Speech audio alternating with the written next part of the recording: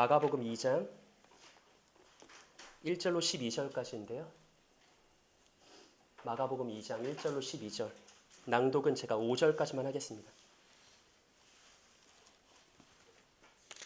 마가복음 2장입니다. 수일 후에 예수께서 다시 가버나움에 들어가시니 집에 계시다는 소문이 들린지라 많은 사람이 모여서 문 앞까지도 들어설 자리가 없게 되었는데 예수께서 그들에게 도를 말씀하시더니 사람들이 한 중풍병자를 네 사람에게 메워 가지고 예수께로 올세 무리들 때문에 예수께 데려갈 수 없으므로 그 계신 곳에 지붕을 뜯어 구멍을 내고 중풍병자가 누운 상을 달아 내리니 예수께서 그들의 믿음을 보시고 중풍병자에게 이르시되 작은 자야 내 죄사함을 받았느니라 하시니. 아멘. 네, 우리 오늘은 서로를 향해서 한번 이렇게 인사할까요? 용기 내어 예수님께 더 가까이 나아갑시다. 네, 한 번 더요. 우리 함께 예수님께 더 가까이 나아갑시다. 네,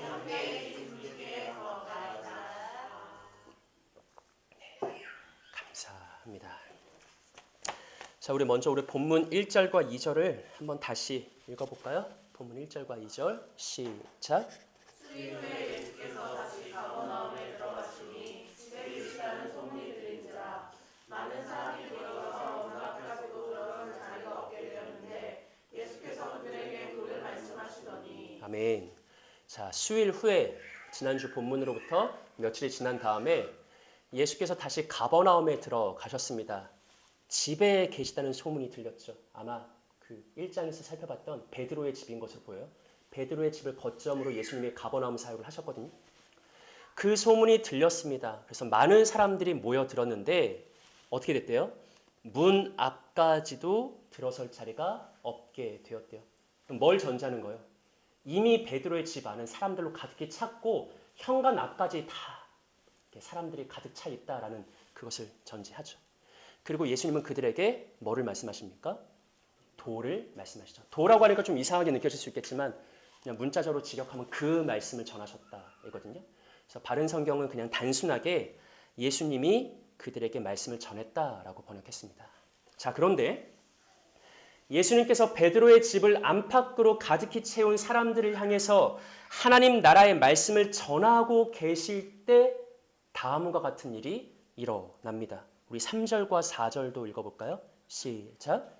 사람들이 한 중풍병자를 네 사람에게 메워가지고 예수께 올세 우리들 때문에 예수께 데려갈 수 없으므로 그 계신 곳에 지붕을 뜯어 구멍을 내고 중풍병자가 누운 상을 갈아내리니. 아멘. 자, 사람들이 한 중풍병자를 뭔가 마비가 돼서 스스로 움직일 수 없는 사람을 네 사람에게 메워가지고 예수에게 나아가게 했다. 근데 문제가 발생했죠.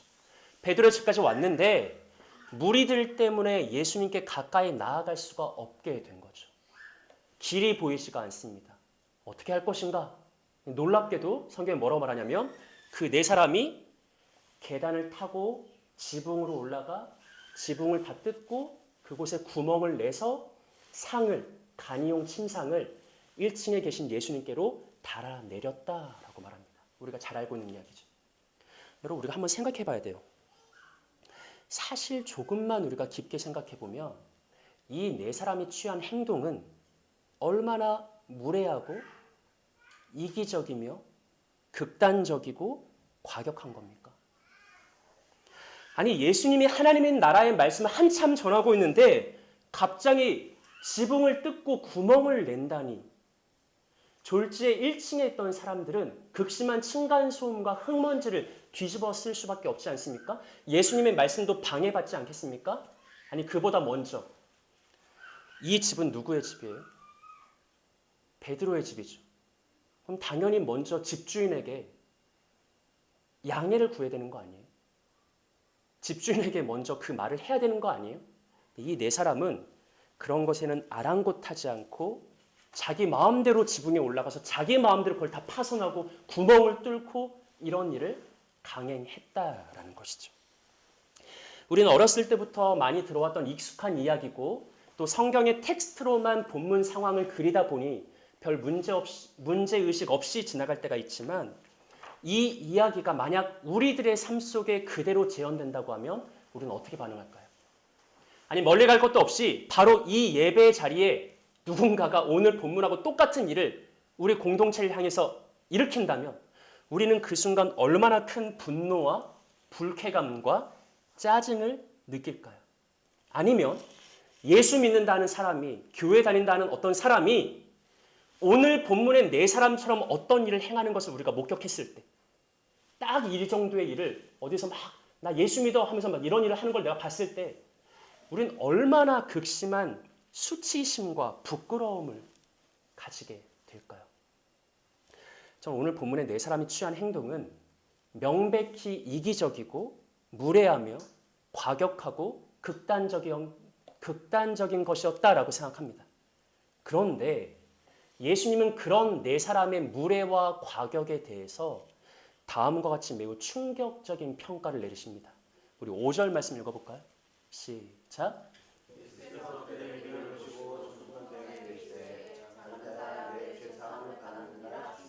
아멘.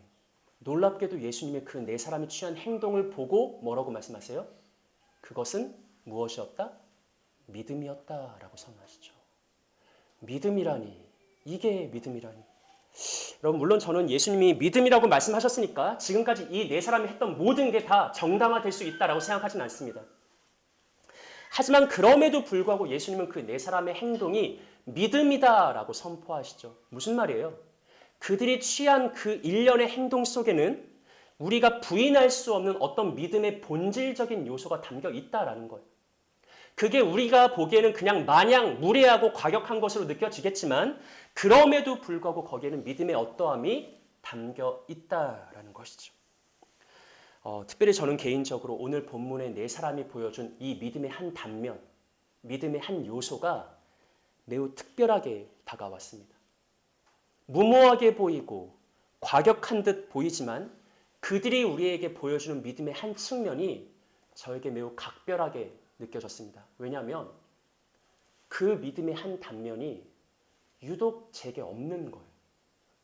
저에게 너무 부족한 믿음이에요. 그래서 저는 이 메시지가 특별하게 느껴졌습니다. 물론 저는 그리스도인들이 믿음의 문제만큼은 과격해도 돼, 무례해도 돼, 이기적이어도 돼 라고 생각하지 않습니다.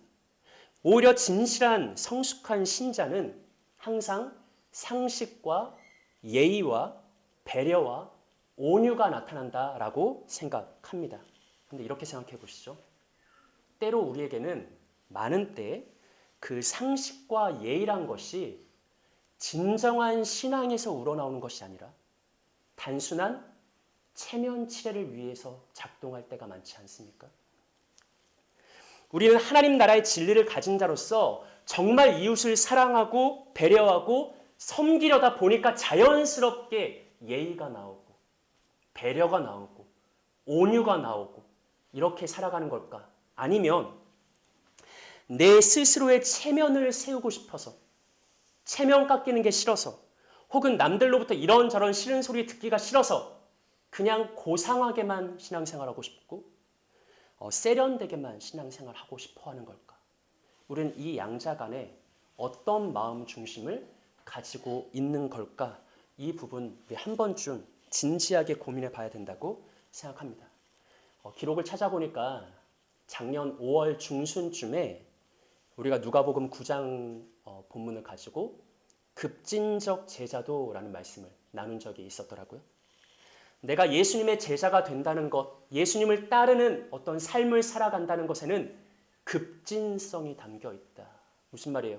예수 믿는 신앙에는 때로는 무모하고 과격하고 지나치고 이거 너무한 거 아니야? 라는 그런 때가 필요하다. 그런 모습도 있어야 된다라는 메시지였죠. 그래서 기억하실지 모르겠지만 그 주에는 친교회 인사도 조금 이상했어요. 보니까 이렇게 돼 있더라고요. 살짝 또라이 같아도 문제없습니다. 조금 더 적극적으로 살아갑시다. 능동적으로 살아갑시다. 급진적 제자도라는 말씀을 나눈 지 1년이 조금 못 되는 시간이 지났습니다. 그 기간 동안 우리 안에 좀 적극적인 신앙의 모습이 있었는지, 굉장히 능동적인, 주도적인, 약간 공격적인 그런 신앙의 형태가 회복되었는지 궁금합니다. 합니다. 거듭 말씀드리지만 저는 진정한 신자는 무례하지 않다라고 생각해요. 하지만 동시에 우리가 인정해야 되는 건 뭐냐면 우리에게는 우리의 신앙에는 무모한 듯 보이는 어떤 적극성과 급진성과 때로는 과격함도 나타나야 한다라는 것이죠. 이런 차원에서 저는 오늘 설교의 제목을 경계를 뛰어넘는 믿음이라고 정했습니다. 경계를 뛰어넘는 믿음. 돌이켜보면 내가 지금까지 용기가 없어서 혹은 내 체면이 깎일까봐 혹은 이렇게까지 해야 되나 싶어서 선뜻 넘어서지 못했던 어떤 믿음의 경계들이 있을 거라고 생각해요. 늘 번번이 도달하는 믿음의 한계점이 있었을 거라고 생각합니다.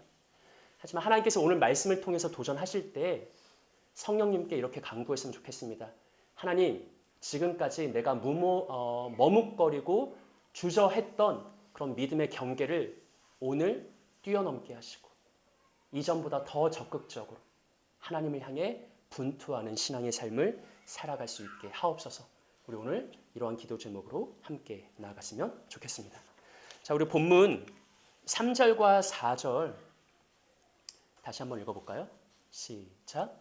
사람들이 한 중풍병자를 네 사람에게 메워가지고 예수께로 올세 우리들 때문에 예수께 데려갈 수 없으므로 그 계신 곳에 지붕을 뜯어 구멍을 내고 중풍병자가 누운 상을 달아내니. 아멘. 그럼 마가는 중풍병자를 맨 네 사람이 예수님께 나아가고자 했으나 누구 때문에요? 무리들 때문에 예수님께 나아가지 못했다라고 말합니다. 학자들은 마가복음에서 무리라는 용례가 굉장히 중요하게 작동한다라고 설명하는데요. 예수님이 가시는 곳, 예수님이 행하시는 곳 어디에서나 수많은 인파가 구름과 같이 몰려듭니다. 그런데 마가가 그 사람들을 무리라고 표현하며 그들은 수동적이고 변덕스러우며 때로는 오늘 본문처럼 누군가가 예수님께 나아가는 것을 가로막는 장애물 역할을 하는 그런 모습으로 자주 등장합니다. 그래서 마가복음에는 예수님이 무리로부터 떠나 산에 올라가 따로 기도하신다거나 혹은 예수님이 무리로부터 떠나 집에 들어가서 제자들을 다시 따로 가르치신다는 내용이 종종 나타나죠. 무리 이꼴 무조건 나쁜 사람이라는 말은 아니에요. 무리는 무조건 나쁜 사람들이니까 그들은 막대해도 된다 이런 말은 아닙니다. 다만 우리가 기억해야 될 것은 마가복음에서는 무리가 몰려들었다라는 것이 곧 사역의 성공을 말하지 않는다라는 것을 잊지 말아야 합니다. 하나님 나라의 복음은 구름과 같이 몰려드는 무리를 통해서 전해지지 않습니다. 하나님의 말씀은 오히려 소수의 진실하고 신실한 자들, 오늘 본문의 용어대로 하면 하나님의 말씀에 극히 헌신된 몇몇을 통해 전해집니다. 마가복음에서 무리는 오히려 예수님이 하늘에 드높은 진리를 전하면 이 말씀은 어렵다라고 하면서 예수님을 떠나가는 모습으로 나타납니다. 하지만 헌신된 제자들은 어떤 장애물이 있어도 예수님께 나아가고자 분투하고 그 말씀에 헌신해서 마침내 하나님 나라를 증언하는 그런 삶을 살아갑니다. 이런 대조가 오늘 본문에도 있는 것이죠. 예수님이 하나님 나라의 말씀을 전하시는데 다소 맹목적이고 수동적으로 보이는 무리가 가득해요. 하지만 그들과 대조적으로 어떤 난관이 있고 장애물이 있어도 나는 저 말씀의 자리까지 나아가겠다, 예수께까지 나아가겠다라고 분투하는 용기 있는 헌신된 네 사람이 대조되고 있습니다. 만약에 지금 우리 각자의 삶을, 우리 공동체의 삶을 누군가가 성경의 이야기로 옮겨 담는다고 하며 나는 어떻게 묘사될까? 나는 베드로의 집을 가득히 메운 많고 많은 무리 중에 한 사람으로 그려질까? 아니면 예수님께 끈질기게 나아갔던 헌신된 네 사람 중에 한 모습으로 그려질까? 나의 마음은 무엇을 향해 있는가? 우리가 말씀을 통해 한번 점검해 봤으면 좋겠습니다. 중풍병자를 메고 온 네 사람이 베드로의 집에 도착했어요. 그런데 이미 베드로의 집은 안팎으로 무리가 가득히 채워져 있는 상태입니다. 예수님께 나아갈 수 있는 길이 모두가 막혀 있습니다. 어떻게 할 것인가? 어떻게 해야 되는가? 여러분, 가장 일반적인 방법은 뭘까요? 예수님 말씀이 끝날 때까지 기다리는 거 아니겠어요? 근데 이 방법을 취하면 오늘 예수를 만날 수 있는가? 오늘 예수님께 고침받을 수 있는가? 장담을 못 하겠는 거죠. 그래서 중풍병자를 맨 네 사람은 굉장히 극단적인, 급진적인 방법을 선택했는데 그게 바로 계단을 타고 옥상에 올라가서 지붕을 다 뜯어내고 구멍을 내서 중풍병자를 1층으로 달아내리는 바로 그런 선택이었습니다. 여러분, 오늘 이 네 사람이 취한 행동은요, 지난 시간에 나병 환자를 떠올리게 해요. 그렇지 않습니까? 지난 시간에 우린 나병 환자가 예수님께 나아가는 모습을 평가했습니다. 나병 환자는 병에 걸린 다음에 제사장으로부터 너는 부정한 자야 라는 판결을 받았죠. 부정은 다른 사람들에게 쉽게 전염될 수 있는 것이었기 때문에 제사장은 율법에 따라 그를 이스라엘 사회로부터 격리시켜버립니다. 이전에 그의 존재와 삶을 증명했던 모든 인간관계로부터 단절시켜버리는 거죠. 가족으로부터 멀어지고 친구로부터 멀어지고 이웃으로부터 멀어지고 연인으로부터 멀어진 홀로 살아갈 수밖에 없는 그 나병 환자. 심지어 그는 끊임없이 사람들을 향해서 뭐라고 외쳐야 돼요? 부정하다, 부정하다라고 외쳐야 돼요. 나는 부정한 자다. 나는 저주받은 자다. 나를 피해서 멀리 도망가라라고 끊임없이 외쳐야 되는 자기 스스로에게 사망 선고 내리는 것만 같은 그런 삶을 살아가야 했죠. 지난주 우리가 확인한 나병 환자. 놀랍게도, 아니 극히 무례하게도 예수님께 가까이 먼저 나아가요. 누가 부른 것도 아닌데 자기가 먼저 예수님께 가까이 나아갑니다. 만약에 우리가 그 자리에 있었으면 나병 환자에 대해서 뭐라고 말했을까요? 아니 이런 무례한 사람을 봤나, 예의 없는 사람을 봤나, 염치 없는 사람을 봤나, 이기적인 사람을 봤나, 율법을 어기는 불법적인 사람을 봤나라고 열심히 비난하고 정죄했겠죠. 예수님은 그를 긍휼히 여기십니다. 도리어 그에게 손 내밀어서 그를 만져주십니다. 그의 부정한 병을 고쳐주셨습니다. 예수님이 원하신 건 뭐예요? 나병 환자가 예의 차리면서 율법 따지면서 멀리 있는 걸 원한 게 아니라 그 경계를 뛰어넘어 자기에게 나아오길 원하셨어요. 언제까지나 뒤에서 나는 예의 있게 살 거야. 무례한 건 하지 않을 거야. 그걸 원하는 게 아니라 다소 무례하고 다소 과격해 보여도 경계를 뛰어넘어 생명의 근원이신 예수께 나오는 것을 원하셨다라는 것이죠. 오늘 본문도 마찬가지. 여러분, 우리가 만약에 오늘 본문 그 자리에 베드로의 무리 중 한 사람이었다면 우리 어떻게 생각했을까요? 네 사람을 바라보면서. 아니 아무리 급해도 예수님이 말씀 끝날 때까지는 기다렸어야지. 이렇게 우리가 큰 소리 내지 않았을까요? 아무리 절박해도 먼저 온 사람이 있는데 순서는 지켰어야지 라고 예의 차리면서 질서를 따지지 않았을까요? 그게 틀렸다는 게 아니라 예수님이 원하신 건 뭐예요? 그럼에도 불구하고 나아오길 원하셨다. 어떤 장애가 있고 장벽이 있고 경계가 있을지라도 예수님은 그것을 네 사람이 뛰어넘어 생명의 근원이신 진리 자체이신 자신에게 나아오길 원하셨습니다. 그리고 실제로 네 사람이 그렇게 다가갔을 때 예수님은 그들의 행동을 보면서 그것을 뭐라고 인정해 주시는 거죠? 믿음이다. 이것은 믿음이다 라고 선언하신 거죠. 여러분, 목장 나눔실을 보면 박스가 있는데 이 박스가 두 학자가 본문을 해석한 걸 제가 약간 섞어 놓은 거거든요. 제가 한번 읽어볼게요. 믿음이란 경계를 넘고자 하는 동기이다. 예수에게 갈 수 있는 틈이 보이지 않는다면 틈을 만들어야 한다.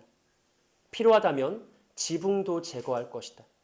믿음은 어떤 장애물도 제거할 것이다. 예수에게 가기 위해 이렇게 할 것이다. 지붕을 제거하는 것은 밑에 손님들에게 무례할 뿐 아니라 흙도 쏟아내리게 할 것이다. 하지만 믿음은 이런 것이다. 라고 말하죠. 여러분, 우리가 오늘을 살아갑니다. 특별히 기독교의 극히 냉소적이고 적대적인 현대 사회를 살아가요. 우리가 이 시대 속에, 이 사회 속에 이미 그 일원이 돼서 살아가고 있어요. 그러면 그 시대에 속한 우리가 자연스럽게 그리는 믿음은 어떤 모습일까요? 이 시대에 속한 한 사람으로서 우리에게 자연스럽게 떠오르는 오늘의 믿음은 어떤 모습일까요? 묻고 싶습니다. 그것은 예수님이 긍휼히 여기신 나병 환자의 믿음, 예수님이 인정해 주신 네 사람의 믿음과 일치하는 걸까요? 아니면 동떨어진 걸까요? 우리가 오늘의 믿음이라고 자연스럽게 떠올리는 그 믿음에는 성경이 말하는 어떤 무모함, 과격함, 급진성 이런 게 포함되어 있을까요? 아니면 그 모든 건 다 제거하고 항상 예의 바르게 문제 일으키지 않고 무리한 일 하지 말고 무리수도 두지 말고 이런 얌전하게 길들여진 믿음일까요? 오늘 성경이 우리에게 이것을 도전하고 있는 것이죠. 사랑하는 여러분, 권면합니다. 지금껏 용기가 부족해서 혹은 내 체면 깎이기 싫어서 선뜻 넘어서지 못했던 어떤 믿음의 경계가 있다면 오늘 하나님께 간구했으면 좋겠습니다. 용기 내어 예수님께 가까이 나가게 해달라고. 틈이 없다면 틈을 만들어내고 장애물이 있다면 뛰어넘을 수 있는 담대함을 달라고 기도했으면 좋겠습니다. 이런저런 이유로 항상 넘어서지 못했던 어떤 옛적 모습이 있다면 오늘 성령께서 내적인 능력을 공급해서 변화를 경험하길 원한다고 우리가 이렇게 함께 기도했으면 좋겠습니다. 이렇게 살아가는 우리 세움의 복된 형제 자매들 되시기를 구주 예수님의 이름으로 축복합니다. 자, 지금까지 우리는 중풍병자를 메고 온 네 사람을 통해 경계를 뛰어넘는 믿음을 살펴봤잖아요. 이제 남은 시간 동안에는 본문을 통해서 또 다른 두 가지 믿음의 모습을 보려고 하는데 이 두 가지 믿음의 모습 또한 경계를 뛰어넘는 믿음이라고 표현할 수 있습니다. 하나는 동일하게 네 사람을 통해서 볼 수 있고요. 또 하나는 서기관들을 통해서 볼 수 있는데 자, 먼저 우리 본문 5절 말씀을 한번 읽어보겠습니다. 시작. 예수께서 그들의 믿음을 보시고 중풍병자에게 이르시되 작은 자야 내 죄 사함을 받느니라 하시니. 아멘. 예수께서 누구의 믿음을 보셨어요?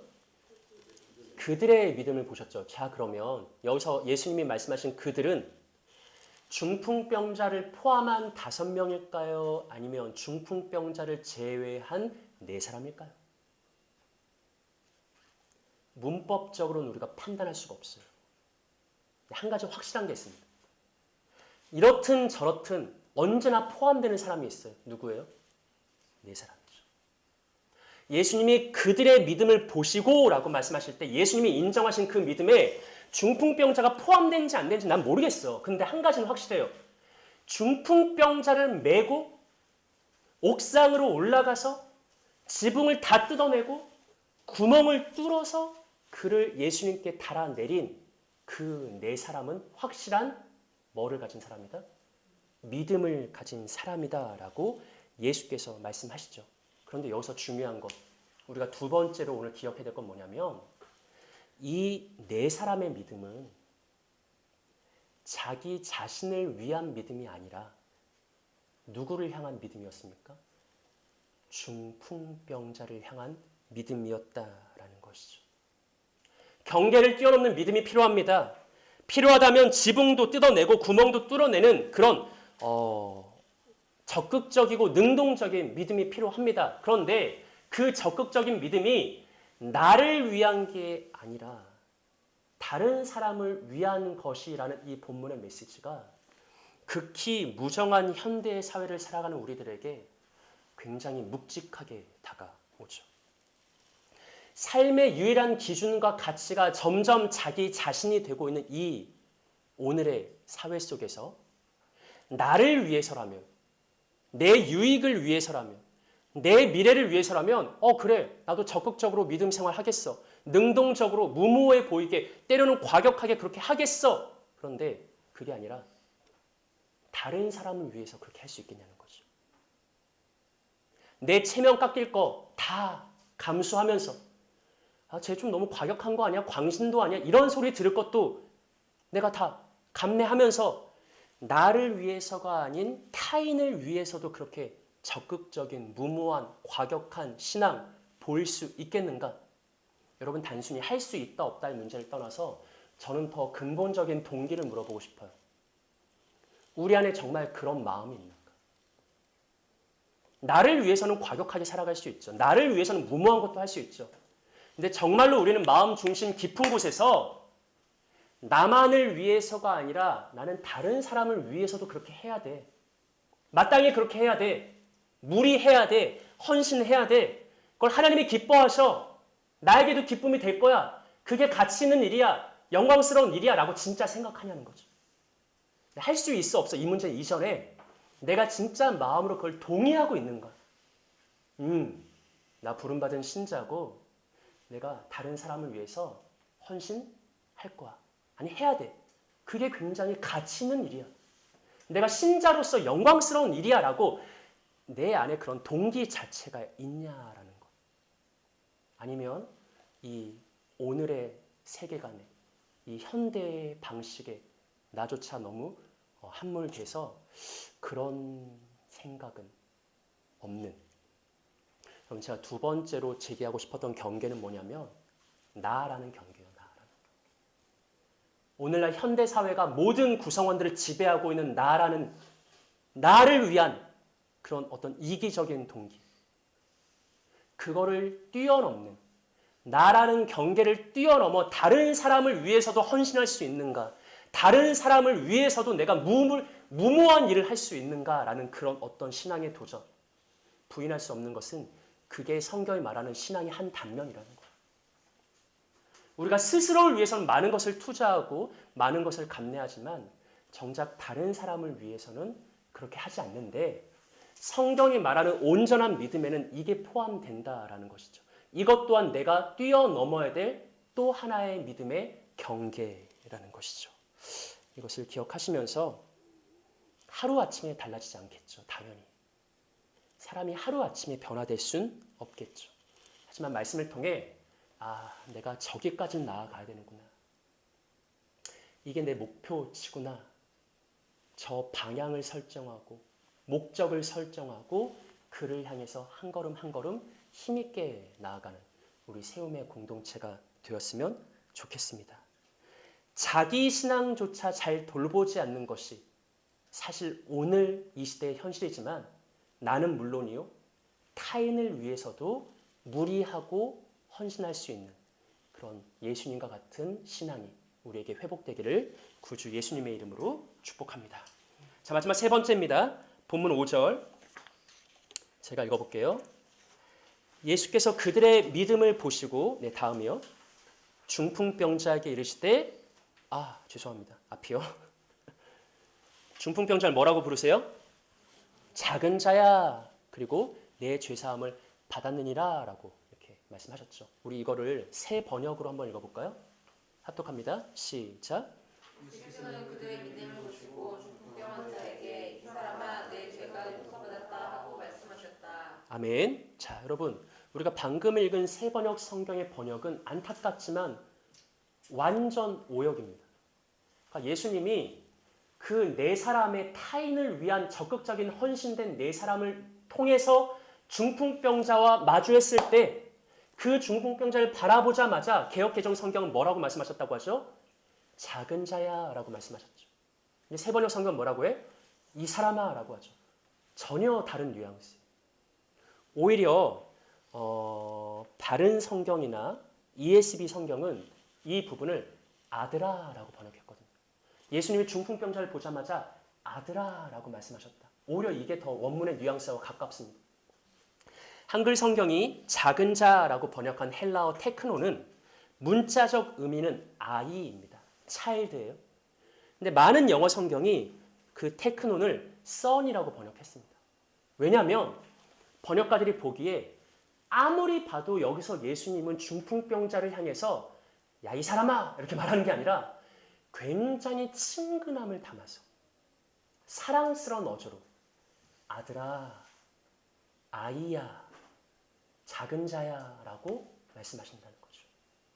예수님은 그 믿음의 높은 장벽과 경계를 뚫고 자신에게 나온 중풍병자를 친근하게 부르셨습니다. 아이야, 아들아. 그리고 그에게 최고의 선물을 안겨주시죠. 뭐라고 합니까? 내 죄가 용서받았다. 예수님이 이렇게 말씀하실 때 그 자리에 서기관이 있었는데 서기관들이 그 예수님의 말씀을 듣고 속으로 이렇게 생각합니다. 6절과 7절. 어떤 서기관들이 거기 앉아서 마음에 생각하기를 이 사람이 어찌 이렇게 말하는가? 신성모독이로다. 오직 하나님 한 분 외에는 누가 능히 죄를 사하겠느냐? 자, 여러분 우리가 복음서를 읽을 때 항상 어떤 준비를 하고 있냐면 바리새인과 서기관들이 나오면 비난할 준비를 하고 있죠. 그런데 여기서 우리는 서기관들을 판단하기 이전에 먼저 다음 한 가지를 생각해 봐야 돼요. 뭐냐면 놀랍게도 마가는 오늘 본문에 즉 베드로의 집에 예수님이 베드로의 집에서 하나님 나라의 말씀을 전하실 때 즉 베드로의 집에 온갖 사람들이 가득 차 안팎으로 가득히 메워진 그때 그 장소에 누구도 있었대요? 서기관들이 있었대요. 왜 왔을까요? 시비 걸려고. 한번 싸워보려고? 저는 아니라고 생각해요. 이 마가복음 2장 초반부 때 서기관들이 벌써부터 예수님과 대립각을 세우면서 예수를 비난하고 정죄하고 책잡으려고 찾아온 게 아니라고 생각해요. 오히려 저는 나사렛 예수에 대한 소문이 갈릴리 사방에 퍼졌을 때, 가버나움에 퍼졌을 때 서기관들이 그것을 듣고 이 나사렛 예수 누구야? 누군데 이렇게 권위 있는 하나님의 말씀을 전하지? 그가 누구기에 병을 고치고 귀신을 내어쫓지? 라는 궁금증을 가지고 그 자리에 왔다라고 생각합니다. 예수님의 말씀을 듣기 위해서 찾아왔던 수많은 백성 중에 한 사람처럼 그 자리에 서기관들도 있었던 거죠. 저는 조금 더 상상력을 발휘한다면 아마도 서기관들은 어쩌면 그날 하나님 나라의 복음의 말씀을 들으면서 굉장히 깊은 감명을 받았을 수도 있겠다라고 생각해요. 예수님이 병을 고치고 귀신을 내어쫓는 모습을 보면서 어쩌면 자기도 모르게 마음이 뜨거워졌을 거라고 뜨거워졌을지도 모른다고 생각합니다. 예수님을 향해서 점점 우호적인 감정이 들었을 수도 있겠죠. 근데 갑자기 예수님이 중풍병자를 보면서 뭐라고 하는 거예요? 아이야, 내 죄가 용서받았다. 이 말을 듣는 순간 지금까지 하나님 말씀을 잘 들었던 서기관들의 마음이 갑자기 흔들리기 시작하는 거예요. 아니, 죄를 용서한다고? 서기관들은 율법에 정통한 사람들입니다. 구약적 지식에 충만한 사람들이죠. 그들이 알기로 죄를 용서할 수 있는 것은 오직 누구만 할 수 있는 일이냐면 하나님만 할 수 있는 일이에요. 근데 지금까지 나사렛 예수를 되게 좋게 봤는데 갑자기 이 사람이 무리수를 던지는 거예요. 그냥 중풍병자를 고치고 말 것이지 아이야, 내 죄가 용서받았다라고 하니까 신성모독 아니야? 이 사람이 누군데 죄를 용서해? 하나님만 할 수 있는 일인데 왜 이렇게 말하지? 라고 속으로 갈등한 거예요. 겉으로 드러낸 게 아니라 마음으로 생각했다고요. 지금의 우리야 삼위일체 개념이 정립되어 있잖아요. 하지만 서기관들은 오직 여호와 유일신 사상이었어요. 그리고 그들이 알고 있기로 죄를 용서할 수 있는 것은 오직 하나님만 할 수 있는 일이에요. 그러다 보니까 나사렛 예수가 말한 죄 용서에 대한 말씀만은 도저히 용납할 수가 없는 거죠. 이 구약적 지식과 율법적 지식과 하나님에 대한 그들의 알미 나사렛 예수에게 가까이 나아가는 것을 가로막는 장벽으로 작동한다는 거예요. 내가 기존에 알고 있었던 어떤 지식과 성경의 어떤 알미 정작 메시아에게 나아가는 길을 막고 있다라는 것이죠. 저는 본문에서 단순히 예수님과 서기관들이 논쟁했다라고 생각하지 않습니다. 이렇게 보면 서기관들을 향한 예수님의 말씀은 그들을 향한 기회 제공이에요. 야, 너희도 앞선 네 사람처럼 그 장벽을 뛰어넘어야 되지 않겠니? 너희들이 가지고 있는 그 구약적 지식이라는 경계를 넘어서 진짜 메시아인 나에게까지 나와야 되지 않겠니? 라는 이런 관점에서 저는 예수님과 서기관들의 대화가 이어진다라고 생각합니다. 서기관들이 마음으로 그렇게 생각하고 있을 때 예수님이 이렇게 말씀하십니다. 8절 합독할까요? 시작.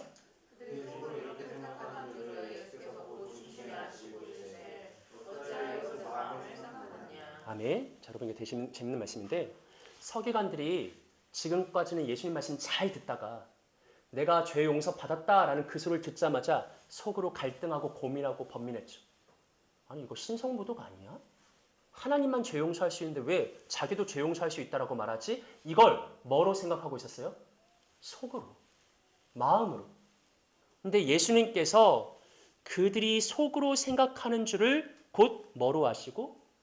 중심으로 아시고, 헬라어 푸뉴마, 영으로 아시고, 그들의 속마음 생각이 어떤지를 예수님이 즉시 영으로 아시고 그들에게 말씀하시죠. 어찌하여 너희가 마음으로 그것을 생각하냐라고 말하죠. 여러분 이게 되게 재밌는 말씀이에요.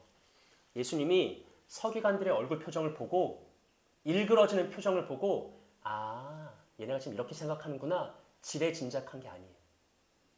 어쩌면 서기관들은 복음서에서 서기관들은 외식하는 자의 대명사로 등장하잖아요. 속으로는 아, 저 사람 신성모독이야 라고 막 열심히 비난하고 있으면서도 겉으로는 예수님의 말씀이 맞는 척 이렇게 어쩌면 외식된 얼굴 표정을 가지고 있었을 수도 있어요. 근데 예수님은 즉시 서기관들이 속으로 어떻게 생각하고 있는지를 아셨고 그걸 그대로 그들에게 말씀하십니다.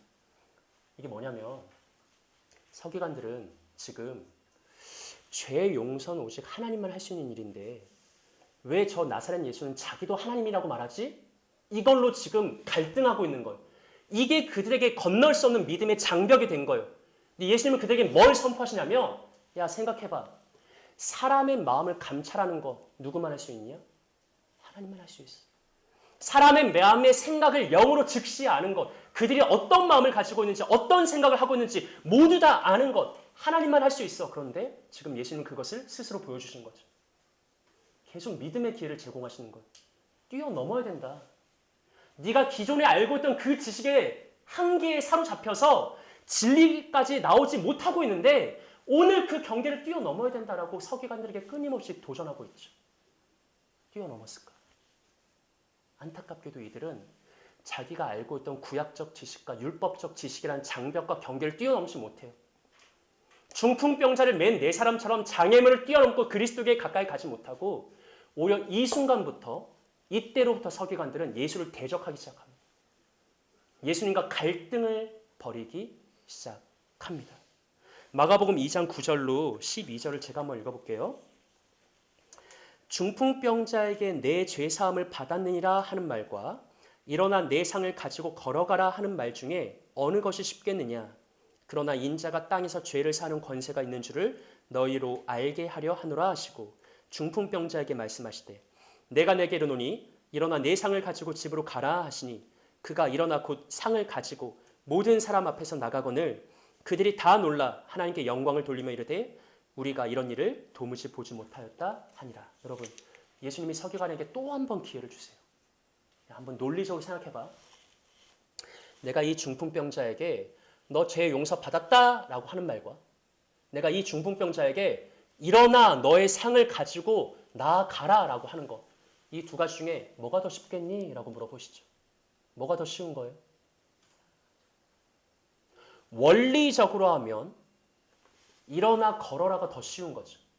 하지만 현실적으로 봤을 때 내가 이 사람한테 죄 용서 받았다라고 말해서 어떤 가시적인 변화가 즉시 나타나는 게 아니에요. 확증되지 않는다고요. 그건 그냥 말로만 끝날 수 있어요. 하지만 사지가 마비된 중풍병자를 향해서 일어나라, 걸어라 라고 말하는 것은 위험한 말이죠. 왜요? 병고침이 수반돼야 되기 때문에. 그 말을 했으면 즉시 그 사람의 병이 고쳐져야 되기 때문에. 예수님께서 서기관들에게 그렇게 말씀하시고 하지만 내가 오늘 너희들에게 나에게 죄사함의 권세가 있는 걸 알게 해줄게 라고 말하고 즉시 중풍병자가 자리에서 일어나 자기의 침상을 들고 밖으로 걸어 나가게 역사하십니다. 예수님 끊임없이 서기관들에게 뭘 하시는 거예요? 그 경계를 뛰어넘고 나에게 와라. 나에게 죄사함의 권세가 있다. 내가 곧 하나님의 아들이다. 내가 진짜 메시아 그리스도다. 나에게만 생명이 있고 나에게만 영생이 있고 나에게만 진리가 있다. 그런데 너희가 기존에 알고 있던 어줍지 않은 지식에 어줍지 않은 사고방식에 한계 지어져서 정작 진리인 나에게 넘어오지 못하고 있지 않느냐라고 끊임없이 도전하고 있다는 것이죠. 여러분, 우리가 오늘 경계를 뛰어넘는 믿음이라는 제목으로 세 가지를 살펴봤습니다. 첫 번째는 뭐냐면 뭔가 내가 체면치레하느라고 뭔가 싫은 소리 듣기 싫어서 뭔가 과격분자 소리 듣기 싫어서 항상 그냥 나긋나긋하게 세련되게 고상하게 신앙생활 했던 어떤 그런 신앙의 경계를 뛰어넘어야 된다는 것이죠. 두 번째는 나 자신을 위해서는 이것저것 할 수 있지만 정작 타인을 위해서는 헌신하지 않는 그런 나라는 경계를 뛰어넘어야 된다고 생각해요. 마지막 세 번째는 뭐예요? 우리 모두에게 적용되는 이야기예요. 서기관들에게만 해당되는 게 아니라고. 성경의 진리는 언제나 부요해요. 제 스스로도 고백했지만 제가 가진 믿음 중에 어떤 막 무모하고 막 달려들고 막 과격하게 밀어붙이고 이게 저는 너무 부족해요. 여러분, 우리에게도 진리는 단편밖에 없어요. 근데 우리는 내가 아는 것이 전부라고 자주 생각한다. 어떤 새로운 것을 나아가려고 하지 않는다. 새로운 것을 수용하려고 하지 않는다. 서기관들처럼. 복음의 부요함이 있는데 내가 아는 게 전부라고 여기면서 여기에만 머물러 있으려고 하고 그 경계를 뛰어넘지 않으려고 하는 자기 소견에만 머물러 있으려고 하는 그런 우리의 부족한 어떤 믿음의 한계점이 있죠. 예수님이 도전하시는 거예요. 건너뛰어라. 넘어와라. 더 부요한, 더 영광스러운 온전한 진리에까지 나아가라 라고 말씀하시죠. 오늘 이 세 가지 경계를 뛰어넘는 믿음을 한번 기도의 시간에 스스로에게 적용해 보시고 바라기는 이전보다 더 온전한 믿음으로, 이전보다 더 충만한 믿음으로, 이전보다 더 입체적인 믿음으로 그런 경계를 뛰어넘는 완전한 믿음으로 나아가는 우리 세움의 복된 지체들 되시기를 사랑스러운 구주 예수님의 이름으로 축복합니다. 우리 함께 기도할까요?